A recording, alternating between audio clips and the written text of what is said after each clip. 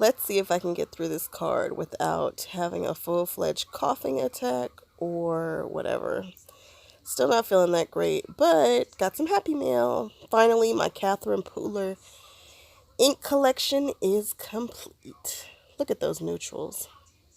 And I got a little stamp set. I don't remember what it says, but it was just on the screen. I'm going back to using this Gina K Designs paper.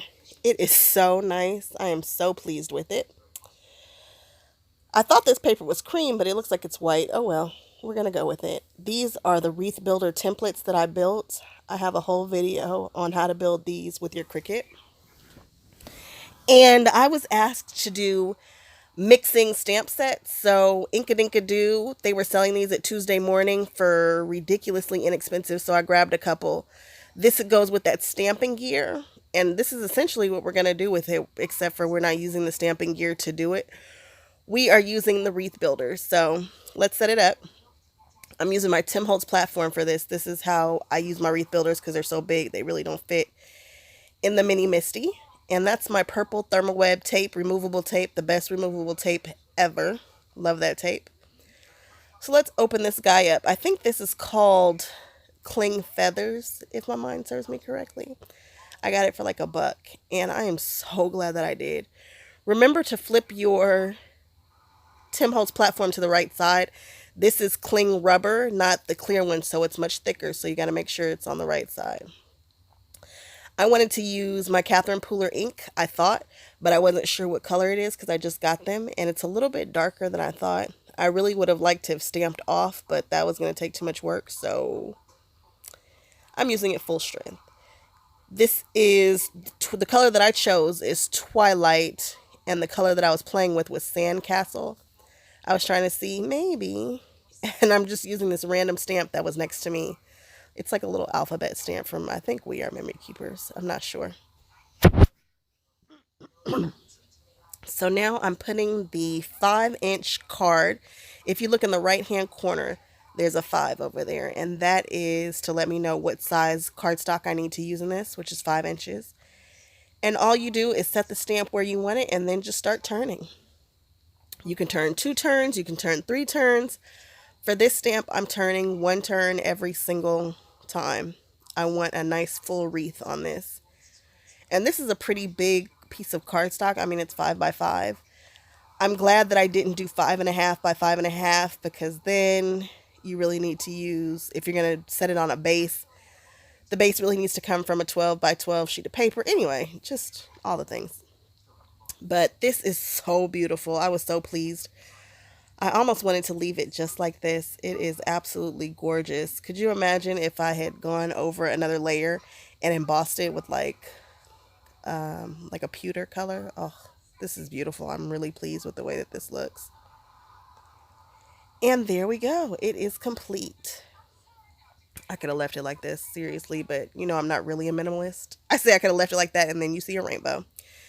This is me playing with the rainbow. The request was for a fall rainbow, so that's about as fall and as muted as I get. You guys know that I am all about the bright, punch you in the face colors, so I grabbed this leaf stamp from the Gina K design set that I got last year. You guys saw it earlier in this video, and I'm just using this leaf. I don't have any leaves or any Thanksgiving sentiments. I actually fixed that today. I made a big purchase from Tailored Expression so that I could fix that, but I really need to do better with my things. Well, it's fixed now. But I can't believe that I don't have like any fall leaves or Thanksgiving-esque stuff. It bothers me. Fixing it. So right now we're just going to go around in rainbow order. And it really doesn't matter where you start or stop because it's a circle. So you can kind of stop wherever you want. Or start wherever you want, really.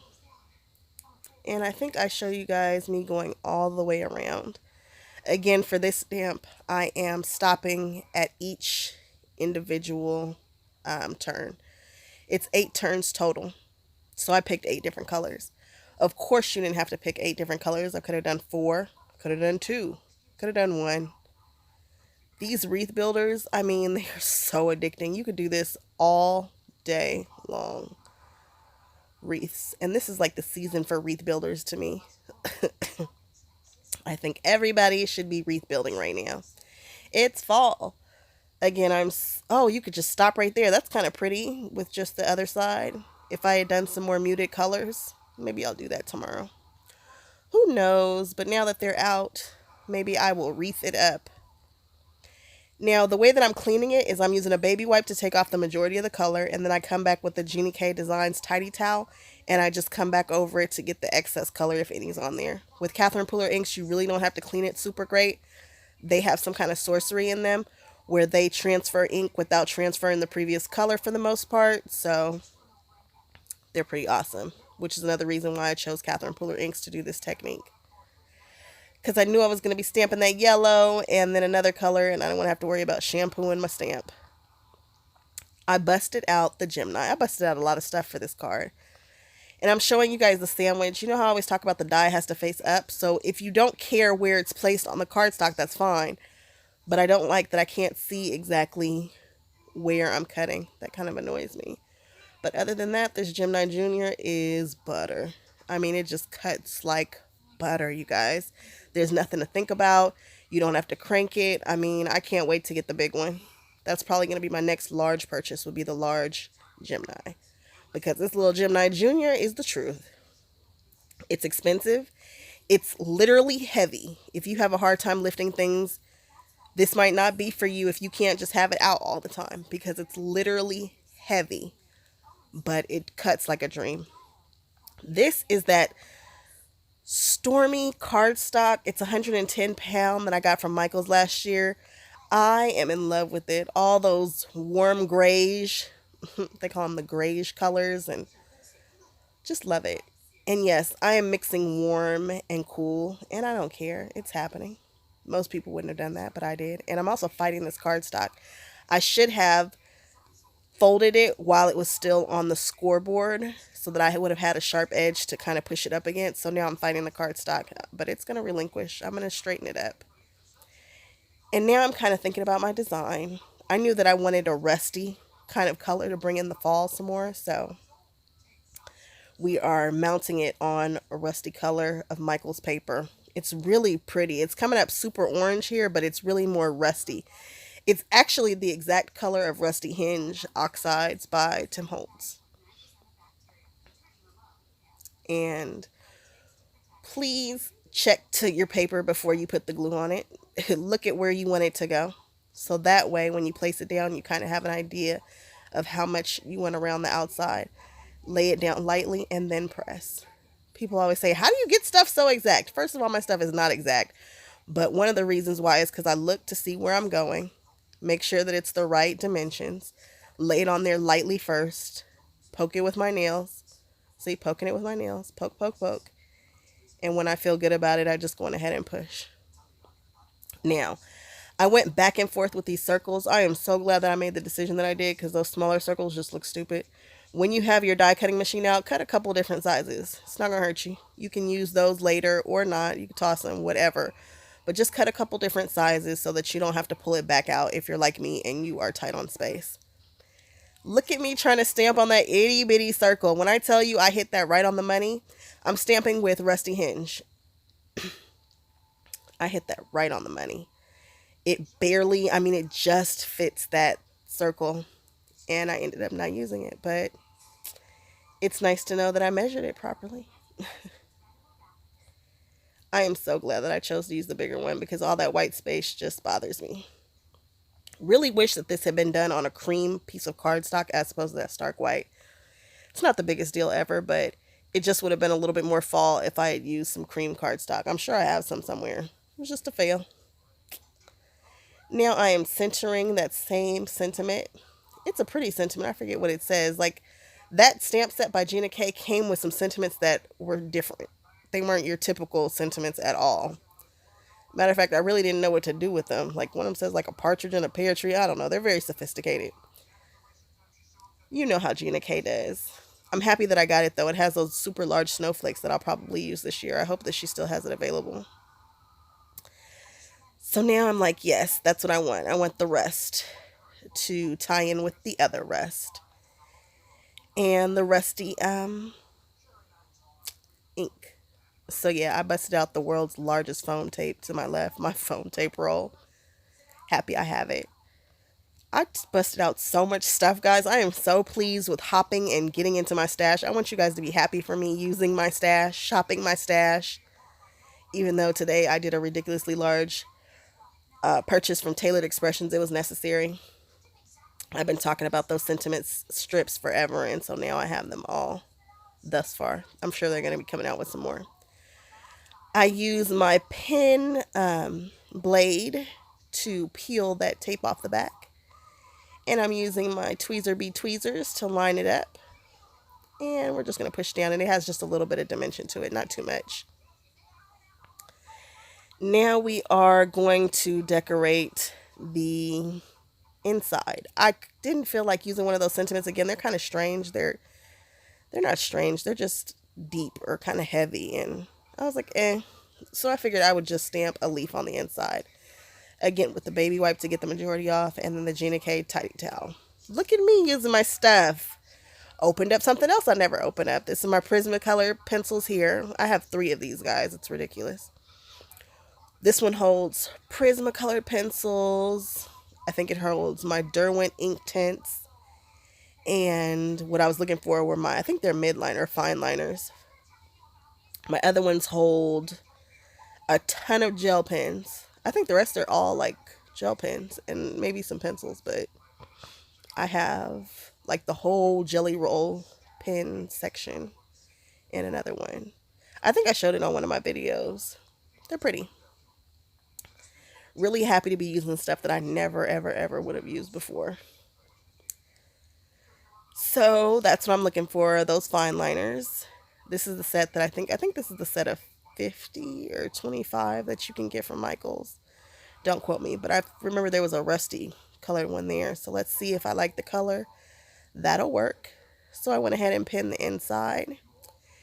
Now the 1, 2, 3 punch board I tell everybody to get, but remember that they do oversized envelopes. So whatever envelope you cut, it's going to have a little extra room, which is why I use the old one when I want to use an 8.5 by 11 sheet of paper for my 3 by 7.5 cards. That one doesn't have the measurements for this, but for the most part I use this one. But always remember that you could almost size down one envelope size with that. Test it, but this is always going to make a larger envelope than you need. It's super spacious. So I went ahead and I measured incorrectly at first. I thought I was going to be doing a 6x6 card. I ended up doing a 5.5 by 5.5 card. So I cut down a little bit of the extra. I cut off 1/2 inch on each side. I couldn't figure out how I wanted to decorate the envelope. In hindsight, I kind of wish that I had stamped this leaf all over it, completely making a pattern sheet of paper. Please remember to stamp your envelope before you fold it. Just best practice, especially if you're like me and you're stamping off the sides and whatnot. I was thinking about it and I was like, no thank you. We are going to stick to what we know. So we just kept it simple. I used the dye ink on that just to make sure that it dried quickly so that I could play with it immediately without waiting for it to dry. And now we're going to use a little bit of this tape. This is that Stacy tape I get from Scrapbooking Made Simple. And I just put a little bit there and then up the sides. And I just use a random card, I think that's from Vegas, to rip it. Burnish with my bone folder. If you ever wonder what tool I can't live without, it's that random bone folder.